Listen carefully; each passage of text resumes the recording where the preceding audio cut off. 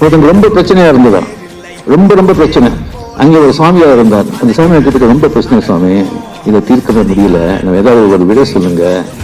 சொல்லும்போது அந்த சாமியார் அந்த மடத்துல வந்து ஒரு மாட்டுக்கோட்டை இருந்தது. தப்பா இந்த மாட்டுல வந்து 100 மாடுங்க இருக்கு. இந்த நைட்ல வந்து இந்த மாடுங்களை நீங்க படுக்க வச்சுட்டு நாளைக்கு காலையில வா, உனக்கு நான் விட கொடுக்குறேன் அப்படின்னு சொன்னேன். சரி, இந்த வந்து மார்னிங் ஆச்சு. இந்த மார்னிங் அந்த குரு கிட்ட அந்த ஆழ்வர கண்ணெல்லாம் சிகப்பா இருக்கு. நைட் எல்லாம் தூங்கலன்னு தெரியறது. என்னப்பா தூங்கலையா? எங்க சாமி தூங்குறது? ஒரு மாடை வந்து தூங்க வச்சா இன்னொரு மாடு எங்க இருக்குது? இன்னொரு மாடு நிற்குது, அதை வந்து உட்காரவே முடியல. இது தூங்க வச்சா அது நிற்குது, அது இது தூங்குது, பண்ண முடியாது. அதுதான்ப்பா வாழ்க்கை. 100 பிரச்சனைங்க இருக்கும்.